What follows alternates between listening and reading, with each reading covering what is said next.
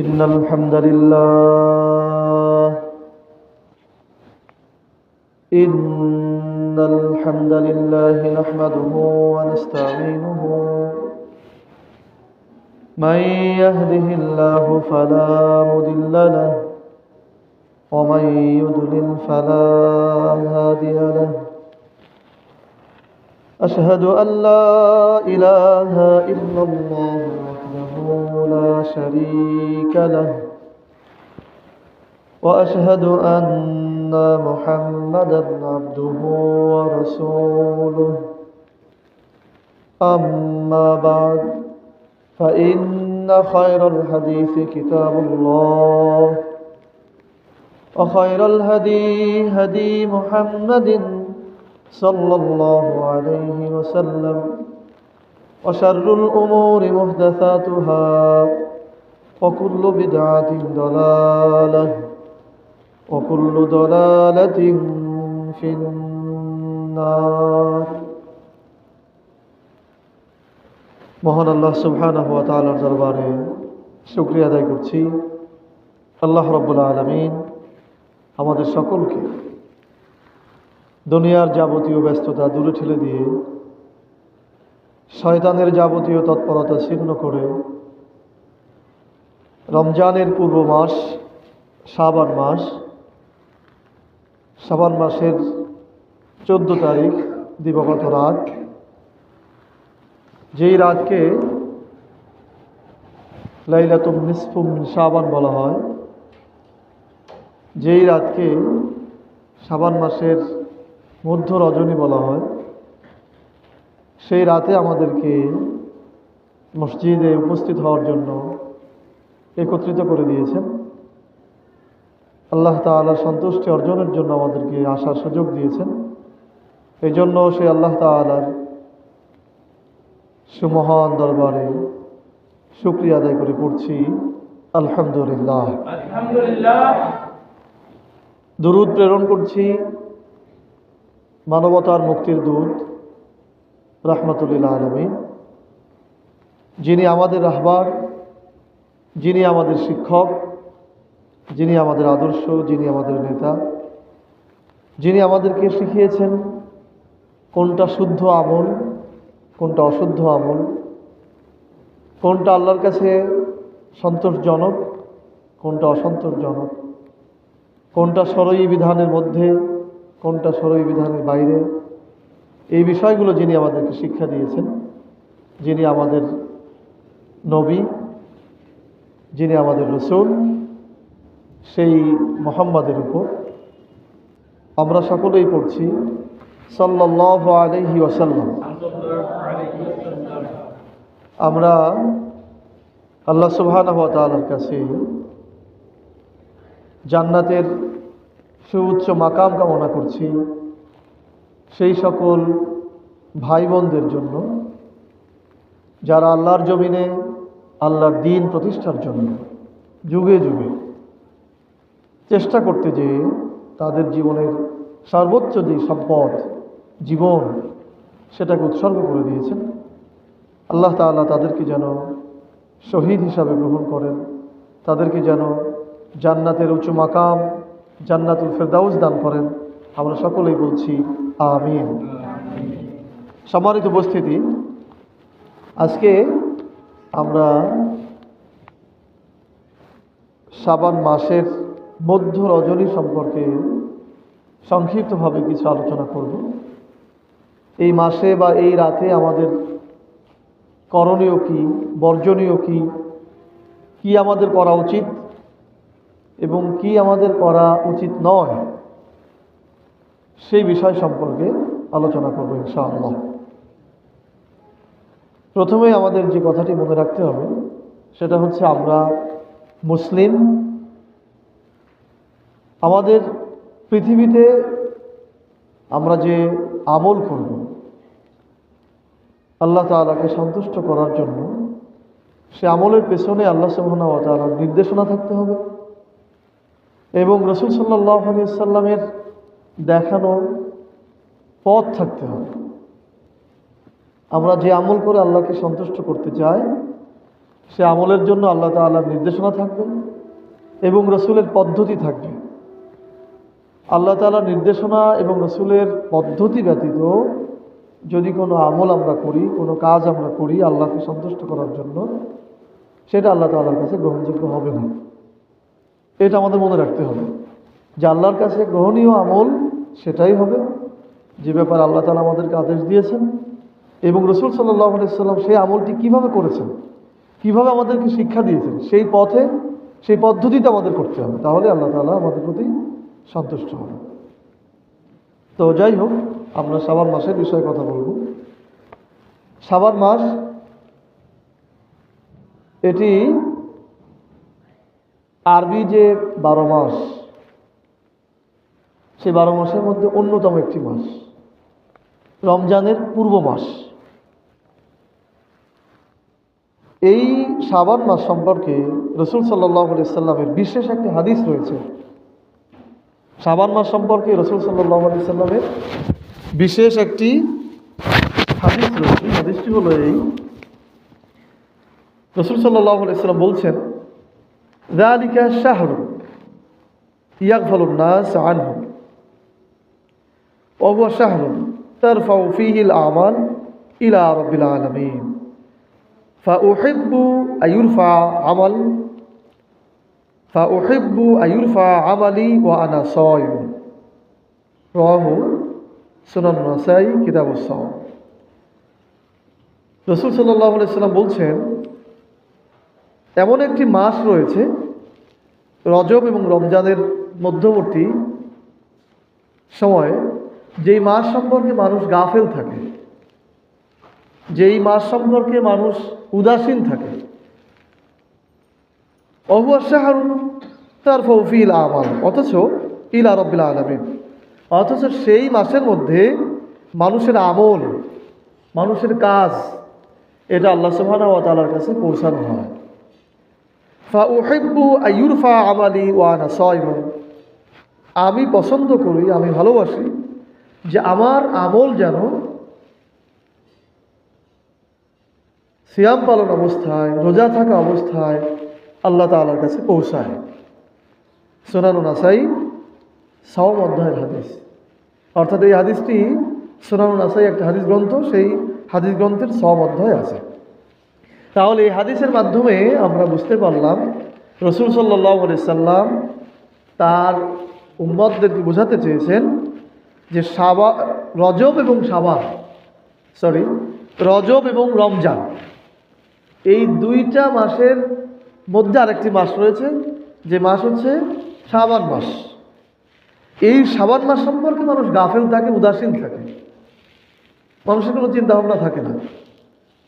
কিন্তু এই মাসটা এত গুরুত্বপূর্ণ যে এই মাসে মানুষের আমল, মানুষের কাজ, মানুষের কার্যক্রম, এগুলি আল্লাহ তাআলার কাছে পৌঁছানো হয়। আল্লাহ রাসূল বলছেন, আমি চাই, আমি পছন্দ করি, আমি ভালোবাসি যে আমার আমল যেন এমন অবস্থায় আল্লাহর কাছে পৌঁছায় যে আমি রোজা আছি। সুবহানাল্লাহ। তাহলে রাসূল সাল্লাল্লাহু আলাইহি ওয়াসাল্লাম বোঝাতে চাচ্ছেন যে তোমরা যারা আমার উম্মত রয়েছে, তোমরাও শাবান মাসে সতর্ক থাকবে, শাবান মাসে আমলের সাথে কাটাবে, কারণ যে কোনো সময় এই মাসের মধ্যে তোমার আমল আল্লাহর কাছে পৌঁছানো হতে পারে। তাহলে এই মাস সম্পর্কে আমাদের কত বেশি সতর্ক থাকা উচিত। কিন্তু দুঃখজনক হলেও সত্য যে আমরা কিন্তু এই মাস সম্পর্কে সতর্ক থাকি না। শুধু সতর্ক থাকি এই শবে বরাত কবে আসবে সেই দিন। এখন শবে বরাত সম্পর্কে আমরা এত সচেতন থাকি কেন? এর মধ্যে কয়েকটি কারণ আছে। সচেতন থাকার পেছনের কয়েকটি কারণের মধ্যে একটি কারণ হচ্ছে আমাদের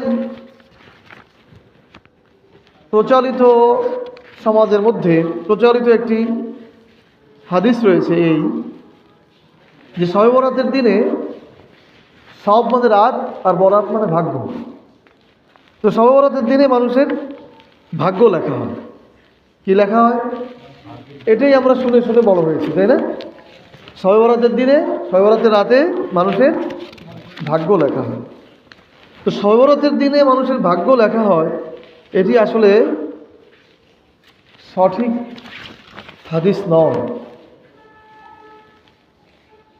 শবে বরাতের দিনে ভাগ্য লেখা হয়, এটা সঠিক হাদিস নয়। যদি আমরা এটা নিয়ে বিশ্লেষণ করি, তাহলে ভাগ্য লেখার যে বিষয়টি, তা হলো হাদিসে যেটা উল্লেখ করা হয়েছে, মানুষ সৃষ্টির 50,000 বছর পূর্বে আল্লাহ তাআলা কলম সৃষ্টি করেছেন, এবং কলমকে আল্লাহ তাআলা বলেছেন, কলমকে আল্লাহ তাআলা বলেছেন লেখো। কি বলেছেন? লেখো। কলম লেখা শুরু করেছে। সেই লেখাটা কি? ভাগ্য লেখা, মানুষের তাকদীর লেখা।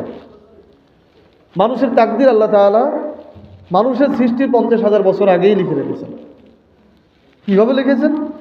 আল্লাহ তাআলা জ্ঞানী, ভবিষ্যতে কে কি করবে এটা জানেন, এই জন্য ভালো যত কিছু আছে সবই লেখা রয়েছে।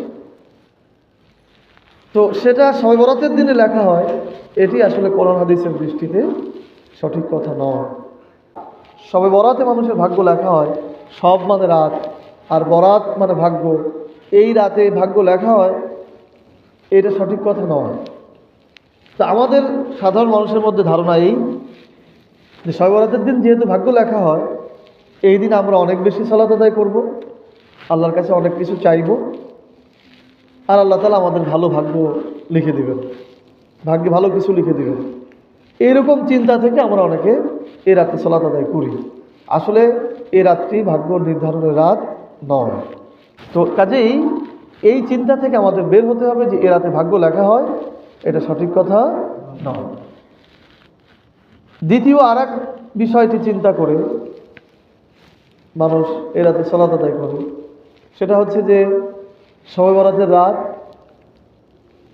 1000 রাতের চেয়েও উত্তম। এটি আসলে শবে বরাতের রাত নয়, এটা মূলত লাইলাতুল কদরের রাতের কথা বলা হয়েছে, বা শবে কদর বলতে আমরা যেটা বুঝি রমজানের রাতের কথা বলা হয়েছে, 27 বা বেজোড় রাতের কথা বলা হয়েছে, সেটা শবে বরাতের রাত নয়। তবে এখানে আরেকটি বিষয় উল্লেখ্য যে এই রাতের আসলেই কোনো গুরুত্ব আছে কিনা। আমরা যে শবে বরাত বলছি, এই শবে বরাত এই শব্দটাই ভালো সঠিক না। সঠিক শব্দ হচ্ছে নিসফুস শাবান, অর্থাৎ শাবান মাসের মধ্য রজনী। হাদিসের ভাষা হচ্ছে শাবান মাসের মধ্য রজনী, আজকে যে রাত আমাদের হিসাবে। শবে বরাত হবে না, হবে কি? শাবান মাসের মধ্য রজনী। এই রাতের কিছু গুরুত্ব আছে, হাদিসে কিছু পাওয়া যায়, যদিও হাদিস সম্পর্কে ওই হাদিসগুলি সম্পর্কে বিভিন্ন মন্তব্য রয়েছে। আমরা সাধারণ লোকেরা এগুলো অনেক সময় কম বুঝি। আমরা যদি যে কোনো কথা বলি যে এটা হাদিস, তাহলে কিন্তু সেটা সঠিক হবে না। হাদিস মানে বাণী বা কথা। রাসূল সাল্লাল্লাহু আলাইহি সাল্লাম যে কথাগুলো বলেছেন সেটাকে হাদিস বলা হয়। এখন যে কোনো কথা বলেই যদি বলা হয় যেটা রাসূল বলেছেন, সেটা সঠিক হবে না। রাসূল এটা আদেও বলেছেন কিনা সেটা প্রমাণিত হতে হবে। এই জন্য যারা মাদ্রাসায় পড়ে তাদের এটা বুঝতে হবে, হাদিসের মধ্যে অনেকগুলি প্রকার রয়েছে। মুতাওয়াতির হাদিস, মাশহুর হাদিস, সহিহ হাদিস, জয়ীফ হাদিস, মাউজু হাদিস, এরকম অনেকগুলি প্রকার রয়েছে। হাদিস বিশারদ যেনারা, তারা হাদিস বিশ্লেষণ করে হাদিসের মান নির্ণয় করেছেন যে এইটা 1 নম্বর পর্যায়ের হাদিস, এইটা 2 নম্বর পর্যায়ের হাদিস, এইটা 3 নম্বর পর্যায়ের হাদিস, এইটা দুর্বল হাদিস, এইটা বিশুদ্ধ হাদিস, এইটা জাল হাদিস, এইটা মিথ্যা হাদিস, এরকম মান নির্ণয় করেছেন। মাদ্রাসায় পড়লে এগুলো ভালো বোঝা যায়।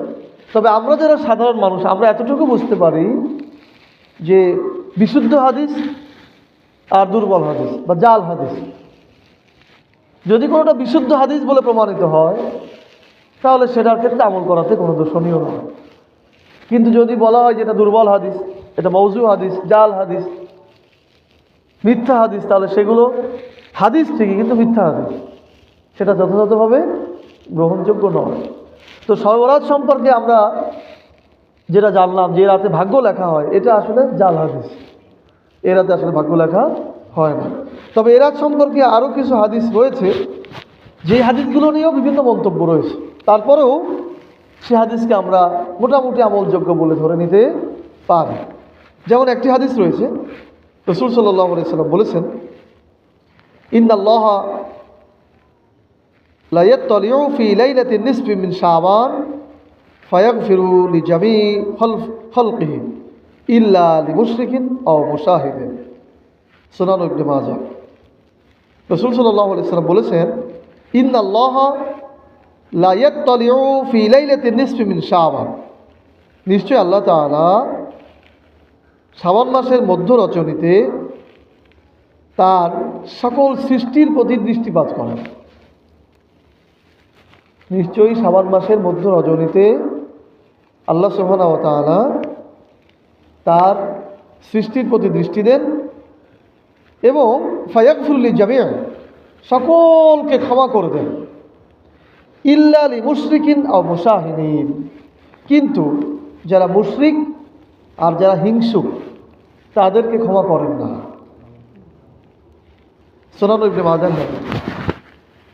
এই হাদিসের উপরে আমাদের কিছু কথা বলতে হবে, যে আমরা নিসফুস শাবান বা শাবান মাসের যে মধ্য রজনী, এইটা সম্পর্কে একটা মোটামুটি পর্যায়ের বিশুদ্ধ হাদিস আমরা পেলাম। সুনান ইবনে মাজাহর মধ্যে যে হাদিসটি রয়েছে, এটার উপরে আমরা আমল করতে পারি। সেটা কি? যে আল্লাহ রাসূল বলেছেন, ইন্নাল্লাহা, নিশ্চয় আল্লাহ তাআলা, লা ইয়াত্তালিউ ফি লাইলাতিন নিসফি মিন শাবান, শাবান মাসের মধ্য রজনীতে সৃষ্টির প্রতি, আল্লাহর সকল সৃষ্টির প্রতি দৃষ্টিপাত করেন, ফায়াগফিরু লিজামি', এবং সকলকে ক্ষমা করে দেন, ইল্লা লিমুশরিকিন আও মুশাহিদিন, কিন্তু এ রাত পর্যন্ত যারা মুশরিক থাকে আর যারা হিংসুক থাকে তাদেরকে আল্লাহ তাআলা ক্ষমা করেন না। সুনান ইবনে মাজাহর হাদিস, অর্থাৎ হাদিসটি সুনান ইবনে মাজাহ গ্রন্থে লেখা রয়েছে। তাহলে আমরা বুঝলাম যে লাইলাতুন নিসফি মিন শাবান, এই মধ্য যে রজনী, এই রজনীতে আল্লাহ তাআলা সকল মানুষকে ক্ষমা করে দেবেন। বলেন সুবহানাল্লাহ। কিন্তু তাদেরকে আল্লাহ তাআলা ক্ষমা করবেন না যারা মুশরিক আর যারা হিংসুক, এই দুই শ্রেণীর মানুষদেরকে আল্লাহ তাআলা ক্ষমা করবেন। এখন এ রাতের সব থেকে বড় আমল হলো এটা, লাইলাতুন নিসফি মিন শাবানের সব থেকে বড় আমল হলো এটা, যে আমাকে নিজেকে নিয়ে ভাবতে হবে যে আজকে রাত পর্যন্ত আমি মুশরিকদের কাতারে আছি কিনা, আমি হিংসুকের কাতারে আছি কিনা, আল্লাহর কাছে কি আমি মুশরিক হিসাবে আছি না হিংসুক হিসাবে আছি, এইটা নিজেকে নিয়ে যাচাই করতে হবে। যদি আমি মুশরিক হিসাবে থাকি তাহলে আল্লাহ আমাকে ক্ষমা করবেন না, দেখি সবাই বলতে। যদি মুশরিক হিসাবে থাকি তাহলে আল্লাহ তাআলা আমাকে ক্ষমা করবেন না। যদি হিংসুক হিসাবে থাকি তাহলে আল্লাহ আমাকে ক্ষমা করবেন না। এইভাবে নিজেকে যাচাই করতে হবে।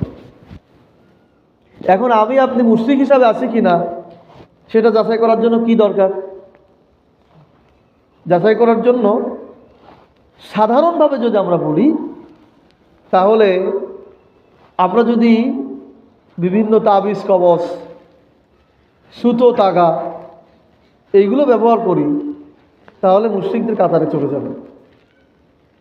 যদি আমরা যে বিভিন্ন ফকির, দরবেশ, মাজার, গাছপালা, বিভিন্ন জায়গায় যদি আমরা মান্যত করি যে আমার যদি এটা সুস্থ হয়ে যায় তাহলে আমি ওইখানে এটা দেব, এরকম যদি মান্যত করি তাহলে আমরা মুশরিকদের কাতারে চলে যাব। এরপর যদি আমরা মানুষ ব্যতীত অন্য কাউকে সেজদা করি, কারো ইবাদত করি, তাহলেও আমরা মুশরিক হয়ে যাব। মূর্তি পূজা করি তাহলে আমরা মুশরিক হয়ে যাব।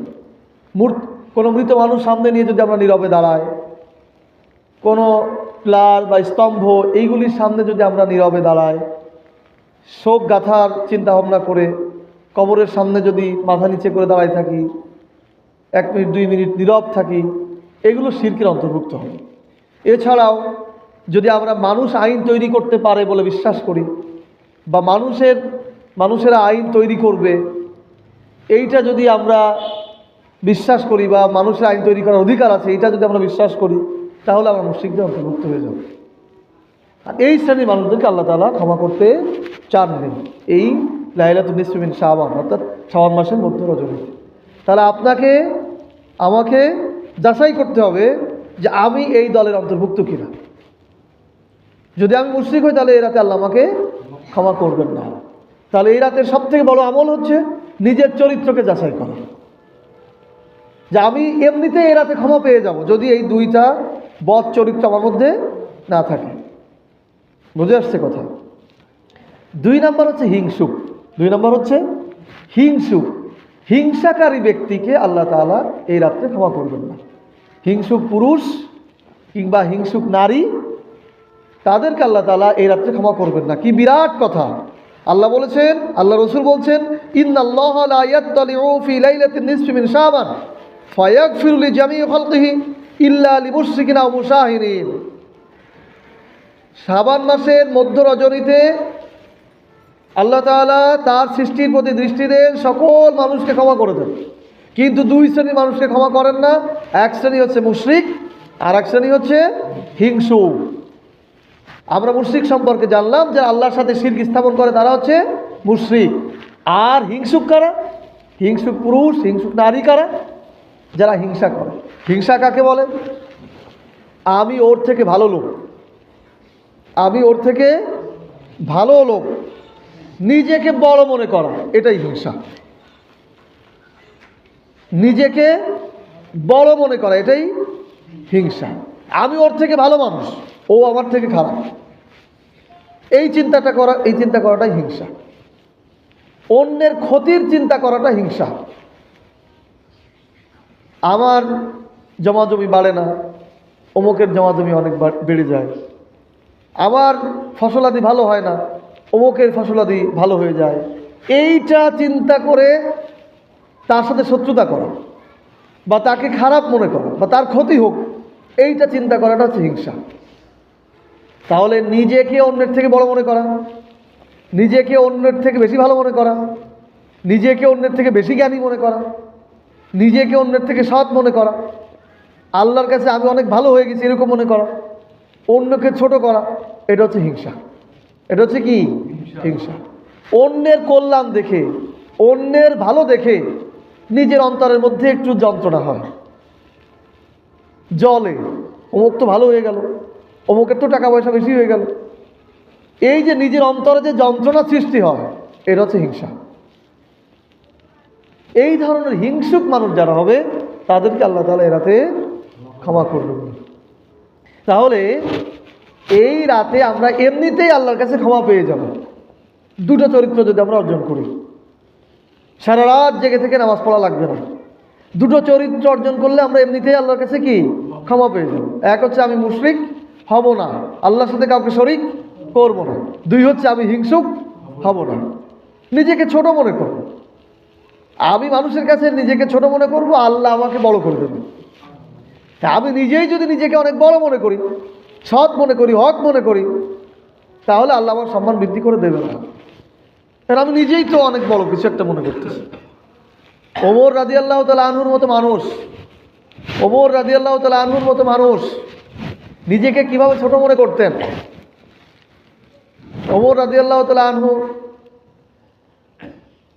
যখন শুনেছেন যে রাসূল সাল্লাল্লাহু আলাইহি সাল্লাম হযরত কাব রাদিয়াল্লাহু তাআলা আনহুর কাছে মুনাফিকদের তালিকা লিখে রেখে গেছেন, ওমর রাদিয়াল্লাহু তাআলা আনহু তার কাছে যে বলছেন যে আমি জানতে পারলাম যে তোমার কাছে নাকি মুনাফিকদের তালিকা আছে, আল্লাহ রাসূল রেখে গেছেন, দেখো তো আমার নামটা তার মধ্যে আছে কিনা।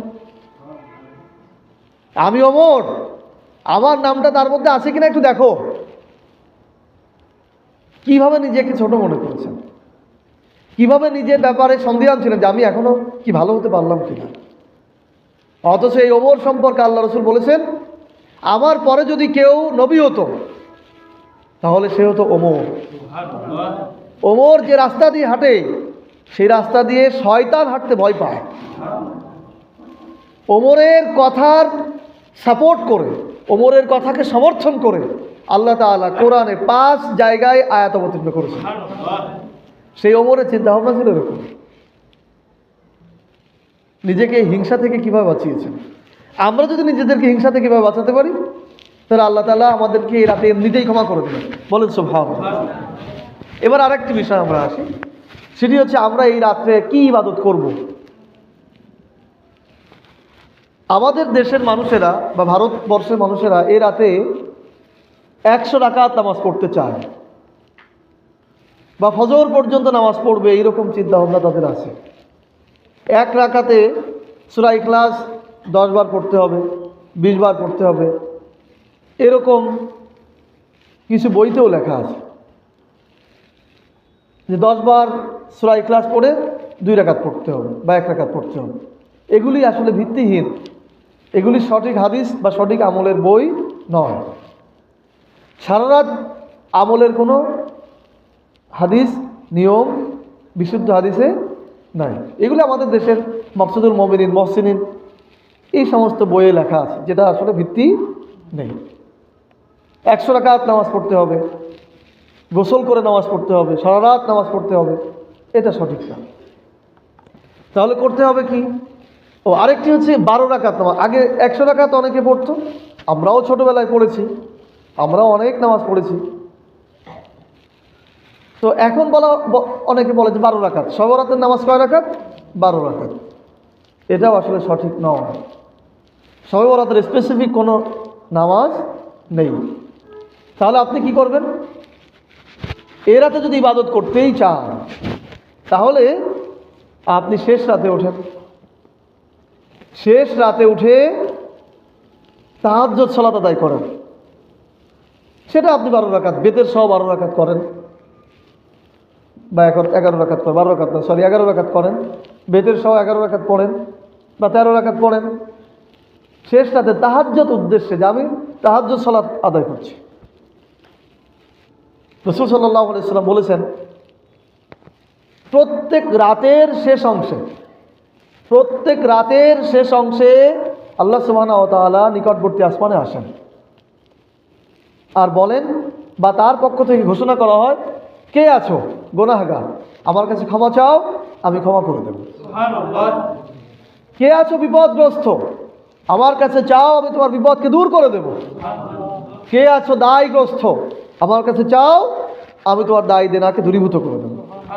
সুবহানাল্লাহ ওয়া বিহামদিহি। তো আমরা এই লাইলাতুন নিসফু মিন শাবানের রাতেও এই তাহাজ্জুদ সালাত আদায় করতে পারি শেষ রাতে। এগুলি হচ্ছে বিশুদ্ধ আমল, এগুলি রাসূল সাল্লাল্লাহু আলাইহি ওয়াসাল্লাম করতে বলেছেন। কিন্তু আমরা যে শবে বরাতের রাত্রে 100 রাকাত নামাজ পড়ব, সূরা ইখলাস দিয়ে 10 বার করে 10 রাকাত পড়ব, 12 রাকাত পড়ব, মিলাদ মাহফিল করব, এইগুলি আনুষ্ঠানিকতা, এটি হাদিস ভিত্তিক কাজ নয়। রাসূল সাল্লাল্লাহু আলাইহি ওয়াসাল্লামের জামানায় এই ধরনের ইবাদত বা আনুষ্ঠানিকতা ছিল না। আর এ কারণেই, যেহেতু উনি করেননি, সাহাবায়ে কেরামগণ করেননি, এরকম কোনো নির্দিষ্ট ইবাদত মালা হাদিসে পাওয়া যায় না। এটা যদি আমরা নিজেদের ইচ্ছা মতন করি, তাহলে এটা বিদআতের অন্তর্ভুক্ত হবে এবং রাসূল থেকে বেশি বোঝা হবে, যার ফলে আমাদের আমল আরও নষ্ট হবে। যে ব্যক্তি বিদআত করে, বিদআতকে সম্মান দেয়, আল্লাহ তাআলার অভিশাপ তার উপর, সকল মানুষের অভিশাপ তার উপর। আল্লাহ রাসূল বলেছেন, কেন? যে সে আল্লাহর নির্দেশনার থেকে, রাসূলের নির্দেশনার থেকে বাইরে যে নিজে নতুন একটা ইবাদত তৈরি করে নেবে। তাহলে আমাদের কাজ হবে, শবে বরাতের আমল হচ্ছে যে আমরা প্রথমত আমাদের চরিত্রকে সংশোধন করব। আমি মুশরিক থাকব না, আমার দ্বারা কোনো শিরকের কাজ হয়ে গেছে কিনা সেটা মনে করে আমি তওবা করব, বা আমি কোনো শিরকের অবস্থায় আছি কিনা, আমি এখনও তাবিজ পড়ে আছি কিনা, সুতো টাকা পড়ে আছি কিনা, আমি কোথাও মান্যত করে বসে আছি কিনা, আমি মানুষের আইনে বিশ্বাস করে বসে আছি কিনা, আমি মুশরিকদের অন্তর্ভুক্ত হয়ে গেছি কিনা, এইটা যাচাই করে তওবা করব যে আমি মুশরিকদের অন্তর্ভুক্ত নই। যেমন ইব্রাহিম আলাইহিস সালাম বলেছিলেন, ইন্নী ওয়াজ্জাহতু ওয়াজহিয়া লিল্লাযী ফাতারাস সামাওয়াতি ওয়াল আরদি হানিফা ওয়া মা আনা মিনাল মুশরিকিন। আমি মুশরিকদের অন্তর্ভুক্ত নই, আমি আল্লাহর অভিমুখী হলাম। ইব্রাহিম আলাইহিস সালাম যেভাবে বলেছিলেন, আমাদেরকেও শিরক থেকে সম্পূর্ণ দূরে সরে এসে বলতে হবে ওমা আনা মিনাল মুশরিকিন, আমি মুশরিকদের অন্তর্ভুক্ত নই। আর চিন্তা করতে হবে যে আমার মধ্যে হিংসা আছে কিনা, আমি হিংসুক কিনা, অন্যের ভালো দেখলে আমার মনের মধ্যে খারাপ লাগে কিনা, অন্যের উপকার দেখলে, অন্যের বড় হওয়া দেখলে, অন্যের কল্যাণ দেখলে আমার মধ্যে জ্বলে কি না। জ্বললে বুঝতে হবে যে আমার মধ্যে হিংসা আছে। তাহলে ওই জায়গা থেকে আমাকে নিজেকে সরাই নিয়ে আসতে হবে, হিংসুক থেকে আমাকে বাঁচাতে হবে। আর হিংসা থেকে দূরে সরা যায় কীভাবে? নিজেকে ছোট মনে করলে, আর আল্লাহ আমাকে যা দিয়েছেন এটা ভালো, আলহামদুলিল্লাহ, আল্লাহর প্রতি তাওয়াক্কুল করলে, আমি যে অবস্থায় আছি আলহামদুলিল্লাহ, আল্লাহ আমাকে ভালো রেখেছেন, আল্লাহ আমাকে চালাচ্ছেন। প্রকৃত জীবন তো আখিরাতে, সেখানে যে আমি ধনী হব, আমি ভালো থাকব, আমার বড় প্রাসাদ হবে, আমার বাড়ি গাড়ি হবে, এইটা চিন্তা করবো আখিরাতের ব্যাপার। দুনিয়াতে আল্লাহ আমাকে না দিয়ে ভালো রেখেছেন, ব্যাস আলহামদুলিল্লাহ। এভাবে যদি আমরা অল্পতে সন্তুষ্ট থাকতে পারি তাহলে ভিতরে হিংসা কমে যাবে। বিশেষ করে আমাদের মেয়েদের মধ্যে, নারীদের মধ্যে হিংসা অনেক বেশি কাজ করে, ঝগড়াঝাটি বেশি হয়। তো আমাদের মেয়েরা যদি এই রাতে ক্ষমা পেতে চায়, তাহলে যদি কারোর সাথে ঝগড়া থেকে থাকে তার কাছে ক্ষমা চেয়ে নিতে হবে। যদি অন্যকে দেখে হিংসা মনে হয় তাহলে তাকে যে বলতে হবে যে ভাই আমি তোমাকে নিয়ে হিংসা করে ফেলেছি, আমাকে মাফ করে দিন। তাহলে আল্লাহ তাআলা এই মেয়েদেরকেও ক্ষমা করে দেবেন। কিন্তু অন্যথায় যদি হিংসা থাকে, আপনি সারা রাত ধরে আমল করেও ক্ষমা পাবেন না। এ মাসে আমরা আরেকটা আমল করতে পারি, সেটি হচ্ছে সিয়াম পালন করা। আমরা অনেকে প্রশ্ন করি শবে বরাতের রোজা কয়টা? আসলে শবে বরাতের কোনো রোজা নেই, শাবান মাসের রোজা আছে। রাসূল সাল্লাল্লাহু আলাইহি সাল্লাম শাবান মাসে এত বেশি রোজা রাখতেন, এত বেশি সিয়াম পালন করতেন যে আয়েশা রাদিয়াল্লাহু তাআলা আনহা বলেছেন যে এত বেশি সিয়াম পালন করতেন যে মনে হতো যেন তিনি এই সিয়ামকেই শাবান রমজান মাস পর্যন্ত নিয়ে যাবেন, অর্থাৎ শাবান মাস সিয়াম পালন করে রমজানেও চলে যাবেন, একসাথে মিলাই দেবেন, এত বেশি সিয়াম পালন করতেন। তাহলে আমরা এই মাসে বেশি বেশি সিয়াম পালন করতে পারি, এটা একটা আমল। যদি সেটা নাও পারি, প্রত্যেক মাসে 13, 14, 15 এই 3 দিন সিয়াম পালন করা যায়। আরবি প্রত্যেক মাসের 3 দিন সিয়াম পালন করা যায়, এটি সুন্নাহ, যেটাকে আইয়ামে বীজ বলা হয়। আমরা শাবান মাসে খুব বেশি সিয়াম পালন করতে না পারলেও অন্তত এই 3টা রাখতে পারি, 13, 14, 15। শুনছেন? এগুলো বলতে হবে তো, 13, 14, 15। তাহলে এই 3টা সিয়াম যদি আমরা পালন করি তাহলে এমনিতেই কিন্তু শবে বরাতের মধ্যে, মানে আমরা যেটা মনে করি লাইলাতুল নিসফি মিন শাবানের মধ্যে চলে আসতেছে।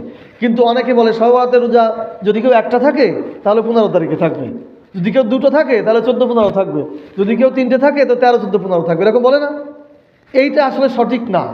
শবে বরাতের আলাদা কোনো রোজা নেই, থাকতে হবে 3 দিন।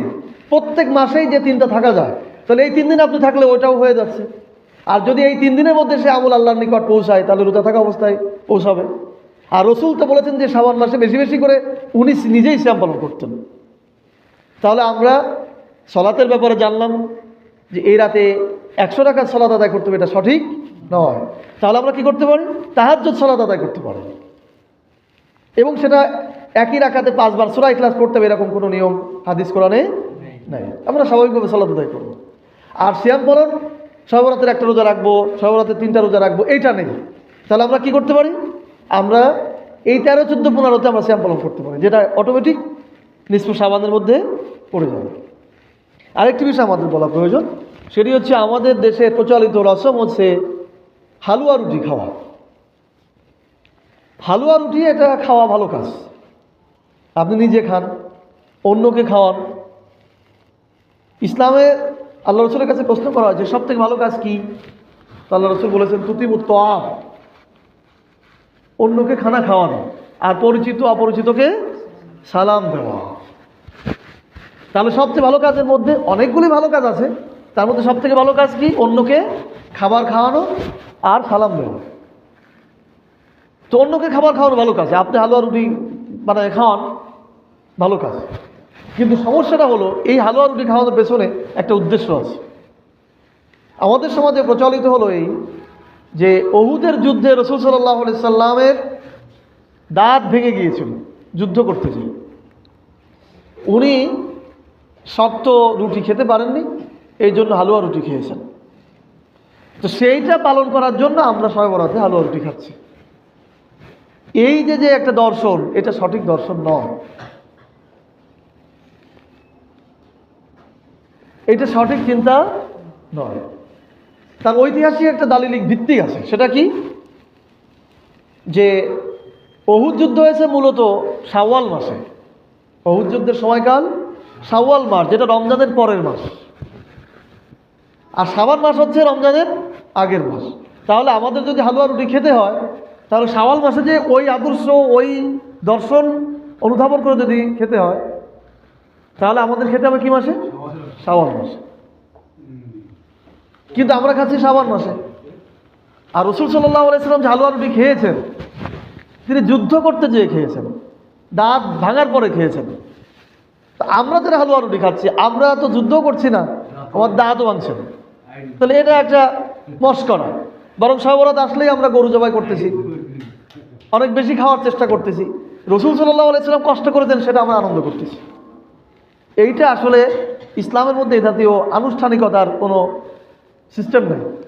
ইসলামে আনুষ্ঠানিকতা হবে যেটা কোরআন হাদিসে আছে। ঈদে আনন্দ করার কথা আছে, 2 ঈদে আনন্দ করার কথা আছে, কিন্তু শবে বরাতে গরু মেরে খেতে হবে, এটা কোনো ভিত্তি নেই। হ্যাঁ, আপনি খাবেন এই উদ্দেশ্যে না, আপনি আরও 2-4 দিন আগে খান, পরে খান, রুটি বানায় মানুষকে খাওয়ান, ইফতার করান, গোশত খাওয়ান, দাওয়াত দেন, কোনো সমস্যা নেই। কিন্তু আজকের দিন বা কালকের দিন আপনাকে করতেই হবে, এটা অমুসলিমদের একটা দর্শন যে এই দিনে এই ঘটেছিল তাই করতে হবে, এটা করা যাবে না।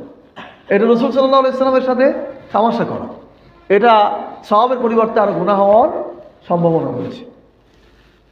তো যাই হোক, আমি সংক্ষিপ্তভাবে আপনাদেরকে যেটা বোঝানোর চেষ্টা করলাম সেটি হচ্ছে শাবান মাসের বিশেষ মর্যাদা রয়েছে।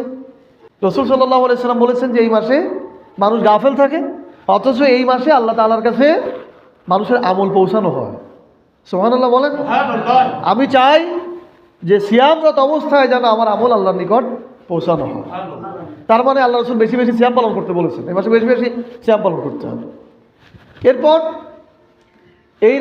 এই রাতে আল্লাহ সুবহানাহু ওয়া তাআলা নিসফু শাবানের যে রাত, মধ্য শাবান, আল্লাহ তাআলা তার সৃষ্টির প্রতি দৃষ্টিপাত করেন এবং সকল মানুষকে ক্ষমা করে দেন। তবে যারা মুশরিক আর যারা হিংসুক তাদেরকে ক্ষমা করেন না। তাহলে এই রাতে আপনি আমি ঘুমোয়েও ক্ষমা পেয়ে যেতে পারি, নামাজ না পড়েও, এই রাতের যে 100 রাকাত নামাজ এটা না পড়েও ক্ষমা পেয়ে যেতে পারি, যদি আমি মুশরিক না হই, মুশরিকদের অন্তর্ভুক্ত না হই, আর আমার মধ্যে যদি হিংসা না থাকে। তাহলে এখন এই রাতে আপনাকে আমাকে আগে যাচাই করতে হবে যে আমি মুশরিকদের মধ্যে আছি কিনা, আমি হিংসুকের মধ্যে আছি কিনা। থেকে থাকলে বের হয়ে আসতে হবে, নাহলে ক্ষমা পাবো না। তৃতীয় বলেছি 100 রাকাত নামাজ পড়তে হবে, এর কোনো ভিত্তি নেই। যদি পড়তেই হয় 12 রাকাত পড়তে হবে, তাও এটাও যথাযথ না। যদি পড়তে হয় তাহাজ্জুদ সালাত পড়তে হবে। হ্যাঁ, আপনি এই রাতে বরাকা নেওয়ার জন্য আপনি এশা সালাত সুন্দর করে করেন, আল্লাহর কাছে তওবা করেন, আল্লাহ তাআলা আমাকে হিংসুকের মধ্য থেকে বের করে দেন, মুশরিকদের মধ্য থেকে বের করে দেন, আর তাহাজ্জুদ সালাত আদায় করেন। আর সিয়াম পালনের ব্যাপারে কি হয়েছে? শবে বরাতের কোনো সিয়াম নেই। সিয়াম আছে শাবান মাসে 13, 14, 15 আপনি এমনিই থাকবেন। আর যে একটা থাকবে, 2টা থাকবে, এটা না, 3টা থাকবেন, পারলে আরও বেশি থাকবেন।